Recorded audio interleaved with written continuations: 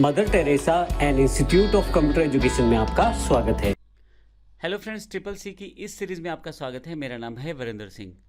पिछले सेशन में हमने इमेज से रिलेटेड काफ़ी सारे ऑप्शंस वर्कआउट किए। इस सेशन में हम बात करेंगे चार्ट के बारे में। हमारे पास स्टैंडर्ड जो हमारे पास टूल बार है उसमें हमारे पास नेक्स्ट ऑप्शन इंसर्ट चार्ट का है।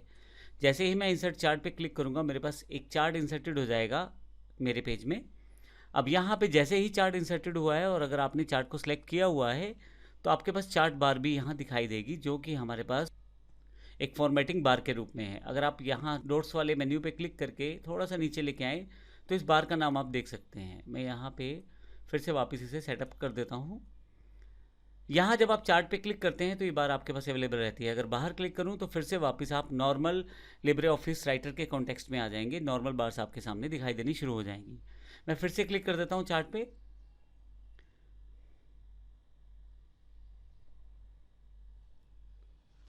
मैं फिर से चार्ट पे डबल क्लिक करता हूँ उसी बार को वापस लाने के लिए। देखिए मेरे पास बार अवेलेबल है। सबसे पहले आपके पास एरिया सेलेक्ट करने का ऑप्शन है। चार्ट एरिया सेलेक्ट कर सकते हैं आप, या लेजेंड एरिया सेलेक्ट कर सकते हैं, यानी कि जो साइड पे टाइटल्स दिए गए हैं ये लेजेंड्स कहलाते हैं, ये सिलेक्ट कर सकते हैं। या इस तरह से जो वाई एक्सिस या एक्स एक्सिस इन सबको आप सिलेक्ट कर सकते हैं। मैं एक्स एक्सिस को सिलेक्ट करता हूँ तो एक्स एक्सिस मेरे पास सिलेक्ट हो जाएगा। अभी मैं इसे चार्ट एरिया पे रहने देता हूँ, यानी कि पूरा पूरा चार्ट सेलेक्ट कर लेता हूँ। इसके अलावा फॉर्मेट सिलेक्शन आपके पास है। यहाँ से आपके पास बॉर्डर, एरिया और ट्रांसपेरेंसी से रिलेटेड ऑप्शन है, आप इनको सेलेक्ट कर सकते हैं, सेटिंग कर सकते हैं ताकि आपका चार्ट उसके अकॉर्डिंग दिखाई दे। चार्ट एरिया में आपके पास फिर से ट्रांसपेरेंसी यहाँ पे दिखाई दे रहा है। डायरेक्टली आपको इन्हीं तीन एरियाज पे लेके जा रहा है, बॉर्डर, एरिया और ट्रांसपेरेंसी, और अब इनके ऑप्शंस यहाँ से सेटअप कर पाएंगे। लेकिन हम यहाँ पे सबसे इंपॉर्टेंट पार्ट पे चलते हैं, वो है हमारे पास डेटा टेबल। आपके पास जो चार्ट दिखाई दिया है उसकी वैल्यूज़ को आप जो चेंज कर पाएंगे वो डेटा टेबल से कर पाएंगे।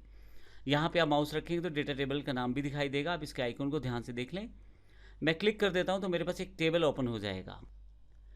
यहाँ पे मुझे एक टेबल के रूप में चार्ट की वैल्यूज़ को सेटअप करना है। तो यहाँ जो जो वैल्यूज़ मैं देता चला जाऊँगा वो वैल्यूज़ आती चली जाएंगी। सपोज यहाँ पे मैं 2005, 2006, 2007 कुछ वैल्यूज़ दे रहा हूँ मैं। सेल,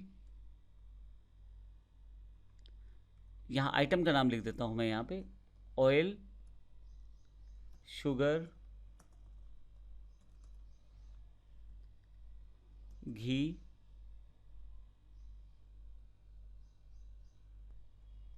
और सर्फ। अब इनकी वैल्यूज़ को यहाँ अगर आप नीचे देखें तो सारी वैल्यूज़ यहाँ दिखाई दे रही हैं। ये लेजेंड्स चेंज हो चुके हैं यहाँ पे, जो ऊपर मैंने यहाँ पे वैल्यूज़ चेंज की थी। और कैटेगरीज़ में मेरे पास कैटेगरीज चेंज हो चुकी हैं। नीचे ऑयल, शुगर, घी और सर्फ यहाँ दिखाई देना शुरू हो चुका है। मैं यहाँ पे वैल्यूज़ इंसर्ट कर सकता हूँ अकॉर्डिंग टू जो मेरे पास डेटा आ रहा है उसके अकॉर्डिंग। मैं यहाँ पे वैल्यू सेट कर देता हूँ 5,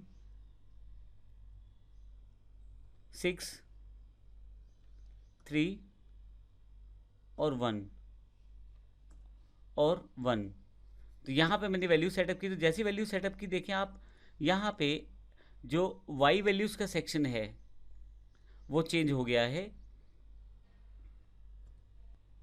ऑयल में 5 है 2005 के लिए, शुगर में वाई वैल्यू सेक्शन 6 है 2005 के लिए, घी में 3 है 2005 के लिए। ब्लू लाइंस जो है 2005 को इंडिकेट कर रही हैं। अब यहाँ देखें 2005 के लिए ब्लू लाइंस का यूज़ किया गया है, और मैंने यहाँ पे ब्लू लाइन की वैल्यू को ही चेंज किया है ऑयल, शुगर, घी, सर्फ के लिए। ऑयल, शुगर, घी, सर्फ मेरे पास यहाँ पे 4 कैटेगरीज हैं। इस तरह से मैं वाई वैल्यूज़ चेंज कर सकता हूँ 2006 के लिए, और 2007 के लिए भी यहाँ पे मैं चेंजेस कर सकता हूँ। आप चाहे तो यहाँ से एक और रो इंसर्ट कर सकते हैं, इंसर्ट सीरीज सेट कर सकते हैं, कॉलम सेटअप कर सकते हैं, और अगर आप चाहें तो हटा भी सकते हैं कुछ चीज़ों को। मान लीजिए मुझे घी नहीं चाहिए तो यहाँ पे मैं माउस क्लिक करके डिलीट कर दूँ तो वो रो डिलीट हो जाएगी। फाइनली ओके करके मेरे पास ये टेबल फाइनलाइज हो जाएगा। तो इस तरह से आप दिए गए चार्ट के साथ कार्य कर सकते हैं। मैं फिर से यहाँ डबल क्लिक करता हूँ ताकि मेरे पास चार्ट ऑप्शन आ जाए। यहाँ एक और इम्पोर्टेंट ऑप्शन जो सबसे इम्पोर्टेंट है वो है आपके पास चार्ट टाइप। मैं यहाँ क्लिक कर दूँ तो मेरे पास डिफरेंट तरह के चार्ट टाइप्स अवेलेबल हो जाएंगे, जिसमें कॉलम, बार, पाई, बहुत सारे चार्ट हैं। और ये चार्ट जैसे जैसे आप क्लिक करते रहेंगे वैसे वैसे प्रीव्यू भी बैक साइड पे आप देख सकते हैं। मैं थोड़ा सा इस डायलॉग बॉक्स को साइड पे कर देता हूँ और बार चार्ट सेलेक्ट कर लेता हूँ यहाँ से। तो आप देखेंगे यहाँ पे बार चार्ट जो है सिलेक्टेड हो गया है। ओके करते ही ये चार्ट टाइप अप्लाई हो जाएगा और इस तरह से मेरा जो चार्ट है वो तैयार है। मैं फिर से अगर इस चार्ट के बाहर कहीं क्लिक कर देता हूँ तो नॉर्मल राइटर के कॉन्टेक्स्ट में वापस आ जाता हूँ। और अगर मुझे फिर से चार्ट के ऑप्शन खोलने हैं तो डबल क्लिक करूँगा, फिर से चार्ट के ऑप्शन मेरे पास खुल जाएंगे। अभी मैं यहाँ से बाहर आ जाता हूँ। तो इस तरह से हम चार्ट का प्रयोग कर सकते हैं लिब्रे ऑफिस राइटर पार्ट।